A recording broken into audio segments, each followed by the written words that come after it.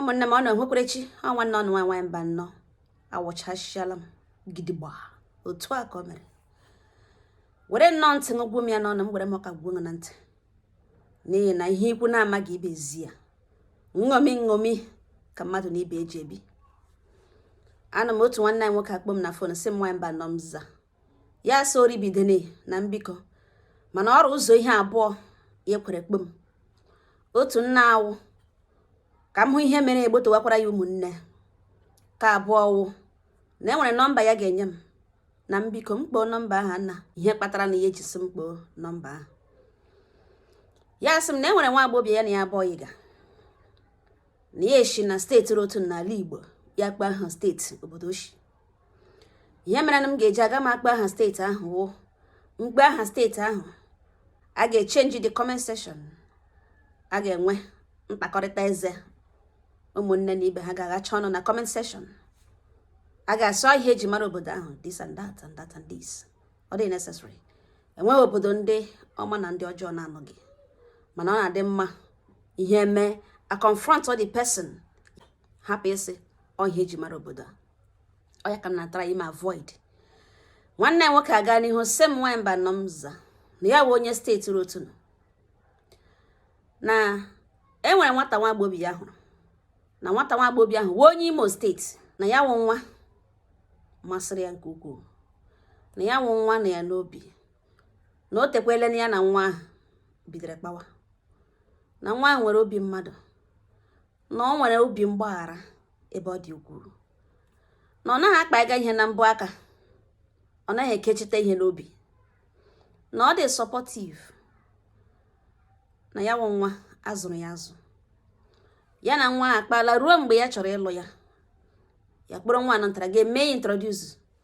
na ụmụnne family ya na nne na nna ya. Ha ajụ na nwaanyị Imo steeti a na-alụkwana ha alụ na mbanụ. Papa ya sị agaghị adị ndụ ọ kpọtara nwaanyị Imo steeti ebe a, na ọ ga-alụ nwaanyị n'obodo ha, na ọ ga-alụ nwaanyị n'obodo ha na steeti ha. Ya sị ha mba na nwaanyị Imo a na ọ dị iche, na ya ghọtara ihe ha na-ekwu, and ihe kpatara na nne na nna ya na ụmụnne ji ekwuga ihe ahụ wụ na arụ ụmụ nwaanyị atọ alụrụ na dia compound shi Imo steeti, na ihe ha mere awụ ihe eji ọ na-ekwu na okwu ha a na-ekwu okwu. N'ihi ya mmanya na mpa ya sị na nwaanyị Imo steeti ahụ ya na-ekwu okwu na ọ sịkwa ya wụrụ gold na ọ ga-abata n'ụlọ ya, na ndị kele nọ ngala na ha agbaga ha ara mgbe a gara aga lụta ha, na alụrụ ha n'anya ọcha, na alụ ha na ha gbagara ha ga-aga lụrụ ha na dustbin, alụta ha na saikia, alụrụ ha mgbe ịhụnanya na-ebu,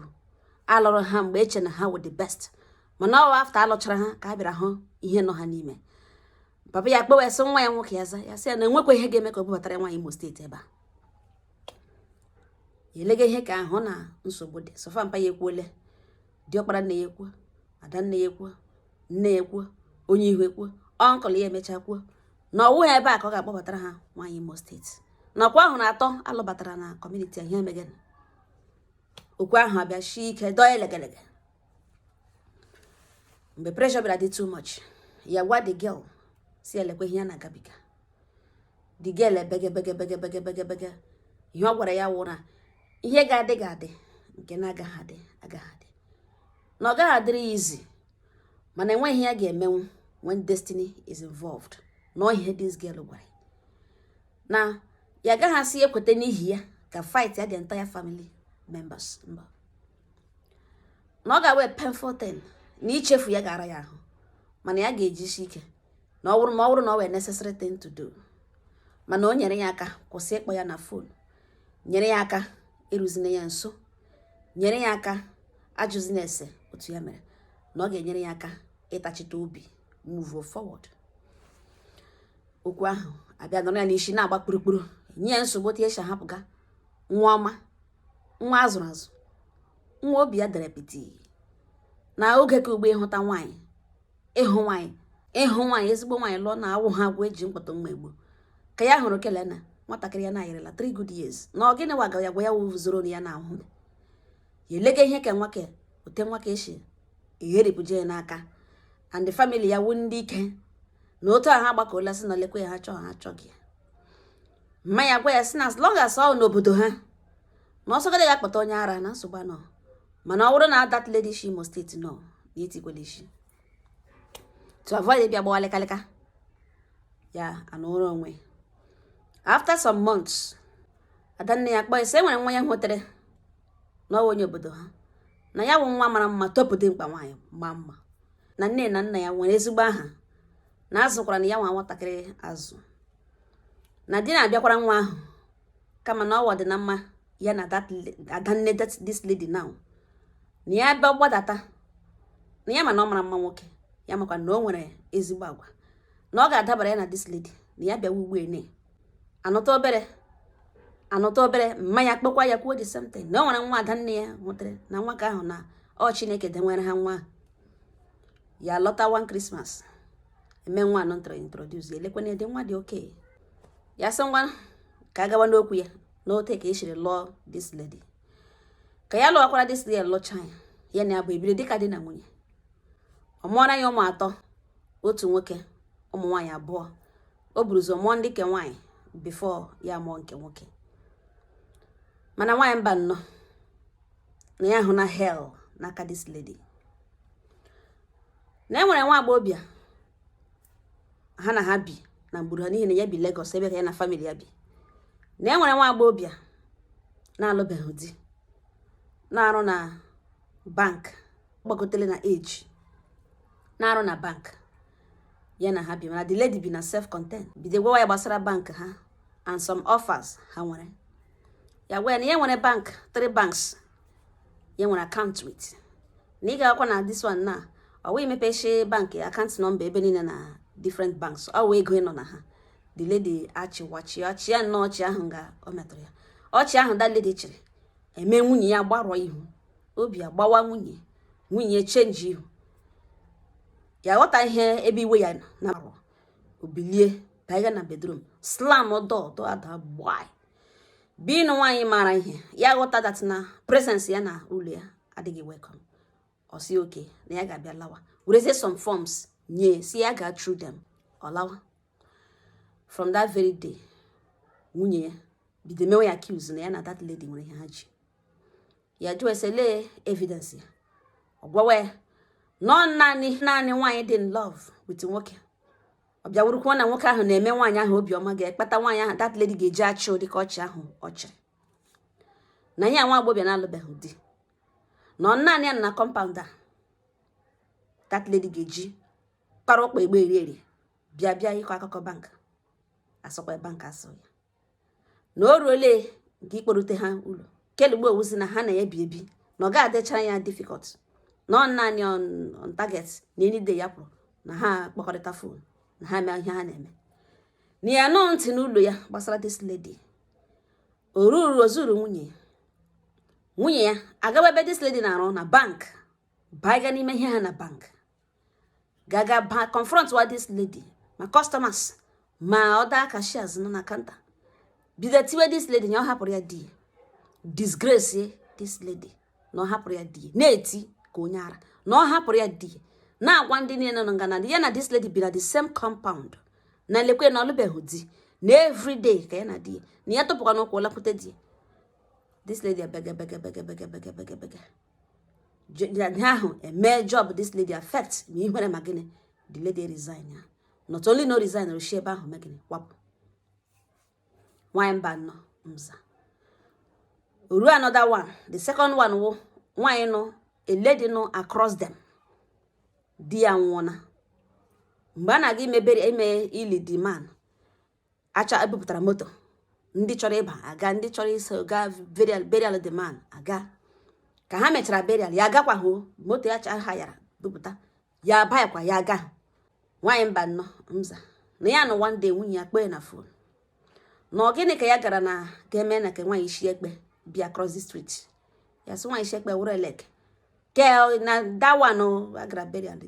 ya jụọ ese ile ihe o ji ajụkwa na ụdị ajụjụ na ya nọ na shop ya nwunye ya gwawa sị na ọ bụrụ na ọ nọ na shop na ele ebe o shiri before gawa na shop ahụ ya jụọ nwunye sị na ele ihe o ji n'aka ekwu ihe ọ na-ekwu nwunye ya gwawa sị na ya makwa kekeke ya na ahụ movement ya na that woman. Na ya marakwa amara that na ota na nwaanyị a na di ya nwụọ na that woman na ọ wọla public toilet. Na ọ wọla onye bịa wega. Na ọ chọgakwa onye na-azụrụ ya ụmụ ahụ. Na ihe eji ekwugekwewu na ọ baiga. Na ota oshi baiga na ọ ga-eji na ihe gbasara ihe ije ahụ ọ chọrọ ịga ga-eri isi ya. Ma obido ihe ahụ o bidoro na this particular one na ọ ga-eri isi ya. I were aka gbaa n'ukwu nga ya nọ na shop ya customers nọ dị ya dị distracted divided attention ya na-echese lo dịka nwaanyị ya lụrụ ihe kene na ọ gịnị wu ihe ke ya banyere n'ime ya bịa chetewe nwatakịrị ya gara ịlụ ka ahụ ya kwụwa nwunye chirie ya ume na obi elu ya jụọ ese enwere eshi ọhụrụ ya na this lady guzoro enwere eshi ọhụrụ ya gaga n'ụlọ ya ọhụrụ ya n'akụkụ gate that lady before ma ọfọsị wee banyere ime compound ha nwunye ya gwawe siri ya wọkara mmụọ na ya wọkara mmadụ na ya wa gbara n'ahụ ụzọ n'ime mmụọ na ya rahụ ụra na Chineke na-ekpughere ihe niile elege ihe ka ahụ ike agwụ ya ihe ahụ ewee ya iwe ya kpọọ oge nwoke gwa ha ihe ha na-agabiga kpọọ mma mụrụ ya gwa ihe ya na-agabiga kpọọ adanne gwa ihe ya na-agabiga gwa adat na steji ya nọ na ya na ike marriage na ọgwụla ya na ha elewanya eme only moment from now na a ga-ewepụta marriage a dewe n'elu tebụl gbuja ya onye ọbụla ewere pati ga-elawa adanne ya kpọọ nwunye na fonu sọ gịnị nwe ya nwunye ya gwawa adanne na ya na-ewere ya iwe na ole anya ya kpọbedi ya na fonu gwa ihe nwanne nwoke na-eme the reason ya eji emebe ihe otu awụ gịnị na o recommended ya rubbish na ya ma na nwanne nwoke nonsense alaba na nwanne nwoke na ụmụ nwaanyị na mma ya ga-abaiga na ọ ya mere ya ji nọ ebe ya nọ taa nụrụ nga ya nọ taa na everyday ka eji treat infection na everyday ka nwanne nwoke ji change ụmụ nwaanyị ọkọwa na in fact na ya na-ewere ya iwe otu o shiri recommendere nwanne nwoke nonsense nwanne nwoke ọsada nne ya banwere ya sọ nwanne ya nwoke ihe toro eto direct nwanne nwoke tokwara na ya wa ọma na ọmara ya wa adanne die na ọgọdọ na nwere ihe nwanne nwoke na-eme na-enwe family na-enwe rekom na-enwe ngacha ọnụ na ọwụta ka ọ ga-eshi agwa ya nọ nwanyị mba nnọọ nwunye agbanyụ adanne fonu na ntị ihe this lady mere na o doro ha anya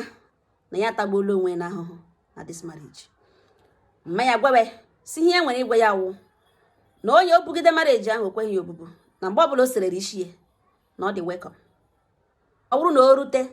nke na-aga ekwe ya obubu na ọ sọrọ isi eluwe na ha nọ na-eche mana ha dị sorry ha ma na ọ wụta ka ọ ga-adị na ihe mma ya gwara na m lezie stage anụ ugbu a na o tegorola na enwere one man bi na compound ha this man wee ezigbo mmadụ onwe problem ya na nwunye ha wụ ndị a na-adị too private ha na-anọrọ onwe ha na-emere onwe ha na-alike association ha na-alike mkpakọrịta na ngakọrịta mana enwere nwa okorobịa ha na that family bi na nwa okorobịa ahụ wụ nwa nwanne the man ọ dị related to the man not to the woman mana this guy na-aga oji nwoke a na-aga oji ka nwaanyị na-emekwanụ ka nwaanyị na ume na obi lụrụ ya na this guy ga-asa moto ọga ya 2 cars the man na-agba na ọ ya ga-asacha mmiri ya ga-apụ any day mgbe sumo ha nwere problem na ọ this boy na-aga agba mmiri outside na ọ na-aga ahịa ome ihe ikwe were waterproof kpafe na mkpaba madam ya anti ya derele list ihe ọ na-aga ịzụ ọ sụchaga ihe ka o bu elo na the boy kwa na-ekwu okwu ya dị around 28 years old ọ ya ka mmadụ kpere na phone one day si ya na ọga na-ele ebe ọ nọ na nsogbu dị ya mara na ihe mebiwa were oso were ije lewe nlorute ọ wụrụ na nwatakịrị nwokorobịa nọ ntara ya na nebo ya bi na ya sị na goji ka nwaanyị ka nwunye ya nyere allegation na nwa ya ada ya nwaanyị gwara ya nwunye ya sị na ada ya nwaanyị gwara ya na this young man kpọrọ gawa n'okpuru step na-arụga ya aka na ike ya sị gịnị na this young man na nwunye ya sị that na ada ya nwaanyị gwara ya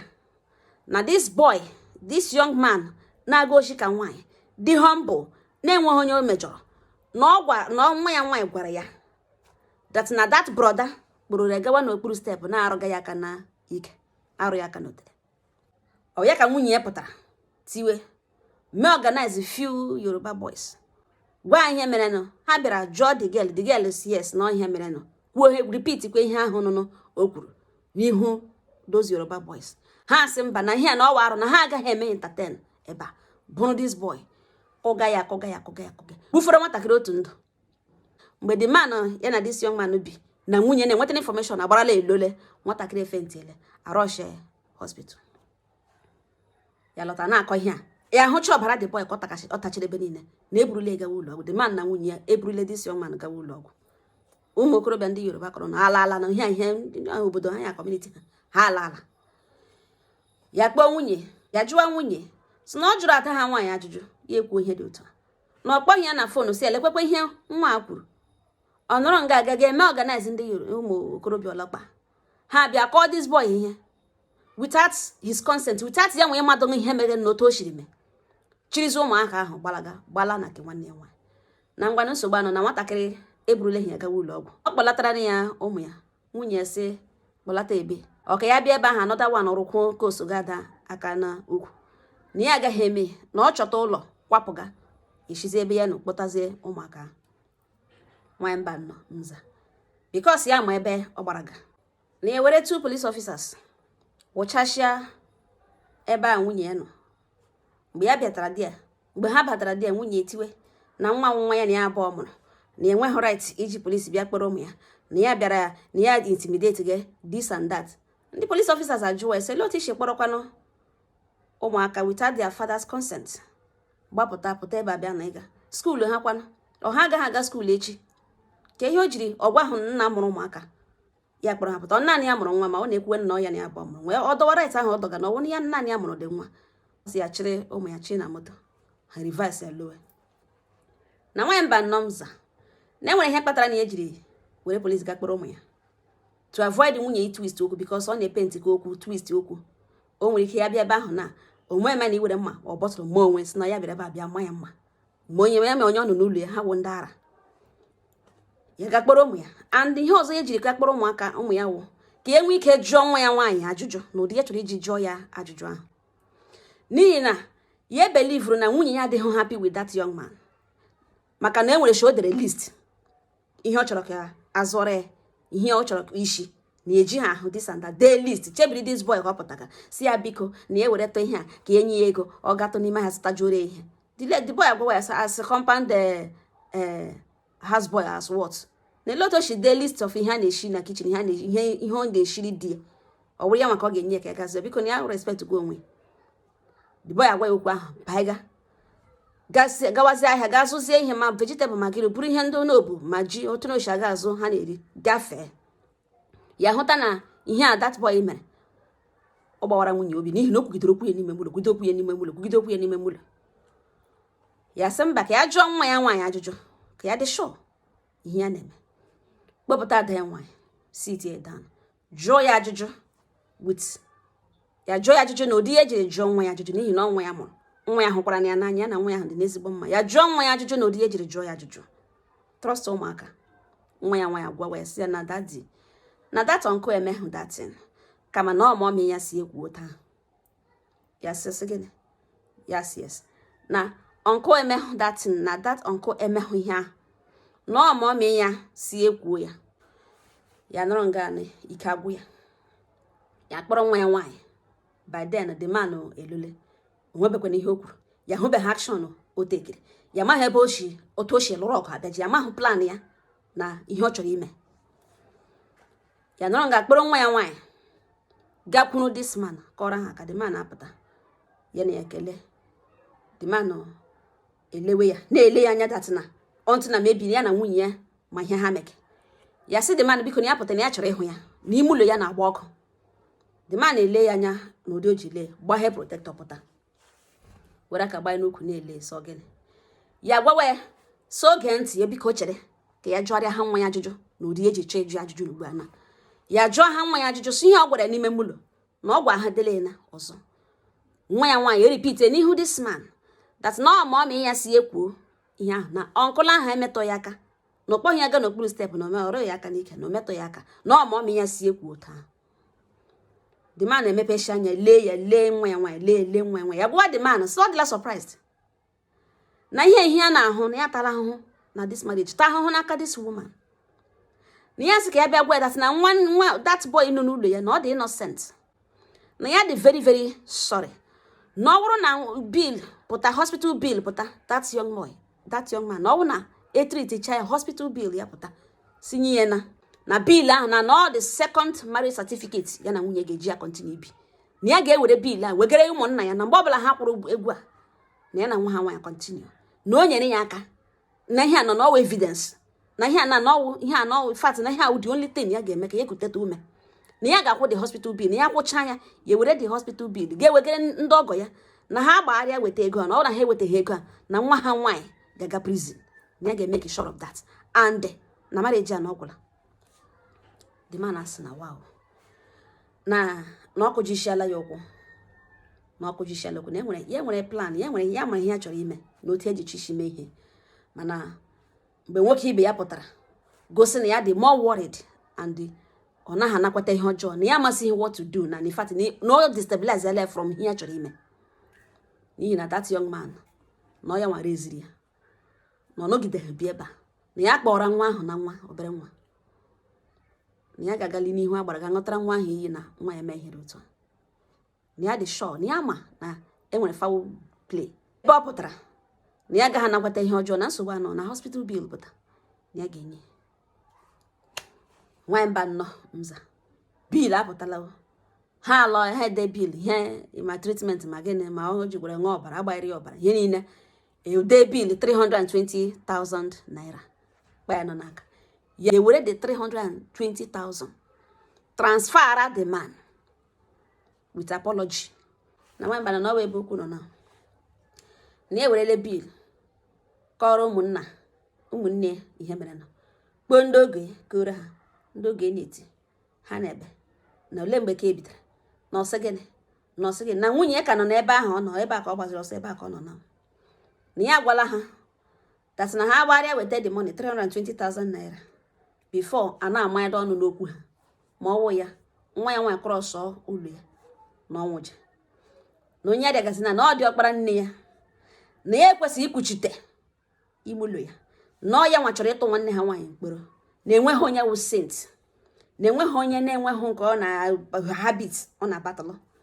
Na mgbe ọ jụrụ nwa ya nwaanyị gwa ya na ọwa ya ọ handụrụ the matter n'ime ụlọ ya, ọ gbachamoso ga gwa the man na ele ihe ọ gwara the man, ihe o megadatin no plague saint, na ihe plague saint setzie nwunye ya up, na enwe ihe mere nwanne nwaanyị, na eme ihe mere nwanne nwaanyị, na ya ga-agwa ya na gọọmenti ya na ebe ya nọ na court ya na ebe niile, ya na hụzitechara ebe niile ya na ebe niile, na ya ga-apụgharị ya ga-eme ka eme. The two villages na ọ okwu ka a na-ediscuss, na enweghị onye nụrụ okwu a na-adị happy, na ọ gwụla naanị nwanne nwunye eke dị ọkpara bụ onye na-efili na ike ọgụ na mgba dị ya. Na m jụdelu unu biko na ọ wụrụ ole ihe ike eme ya wee gaa n'ihu si m na the number ọsọ ga-enye m na nọmba nwatakịrị ya na abụọ ke ya gwara m ka Imo steeti ahụ, na m were dele ikikere m as na nwanne m nwaanyị dị odele ya ma ọ ga-ekwe na ụtọ ga-esi tụgharị obi na ya kpọkọtala ya, na ya gwakọtala na ya rịọkọtala ya ọjụ, na ya nwezi hụ na ya emuvuole on, na ya chọzi na mbiko na m rịọdele na ugbu a na-aka ụmụnne ya onye ọbụla si ngwa nsogbu anọ na akara aka na ya wụ na ka Imo steeti nwa ga-ekwenụ na ọ tara ya nụ, na ọwụ na o chenji obi ya, na ha ga-anabatakwa ya, na ha dị sorry for ihe niile mere nụ. Ụmụnne m ngwa ya sị ọ baghị uru, aga m emeli ụdịrị kọl ahụ. M sị na m ga-akpọ that lady gwawa ihe n'ugbo ịkọga ọwashi, aga m emeli ya. It's not one of the things I can do. Reason wụrụ that na enwe ihe oyiri na gị na mmadụ so aga, enweghị onye ọjọọ ihe ọjọọ onye ahụ mere nọ, mmadụ ajọs na-ebuso agha ọkpọnwụ ụgwọ ọgbaghachi because of gịnị obodo ishi na ya, ọ because of ihe onye ọzọ mere na-agbasataghị ya. Na nwaanyị ọzọ amụrụ na ụmụ atọ ma dị ọkpara ma ada, na ị ka nọ n'ime the marriage, not even as if that ị gbasala ụnụ agbasala officially, ị ka nọ n'ime the marriage. Ngawa ịkpọ ya ugbu a na ele m ga-ejide aka na ya bịa wọ second wife, ọ ya bịa ka iwere ya console onwe because ọ ya ụtọ ga na-efeel now tigodo onwe in her shoes, so happy ya. You need a third party ka ịhụnanya jikọrọ gị na ya in the past ọwụ na revive onwe ya ọgụnwa ga-arịọgide until ya pụta ọgụnwa ga convince ya and that will be mgbe ị dịgoro sure dị true with nke ị nọ n'ime ya. Abịa nke dị ọkpara nne ya ka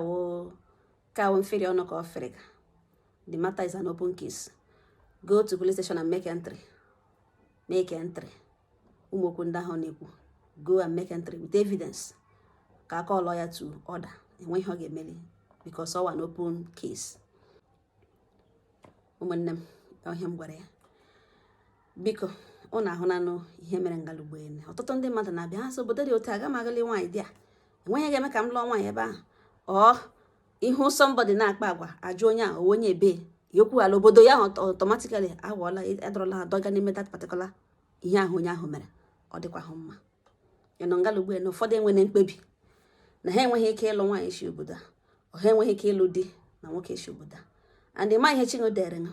ụfọdụ ndị mmadụ ji onwe ha n'ala, ụfọdụ ejiri aka ha na-achụ idegharị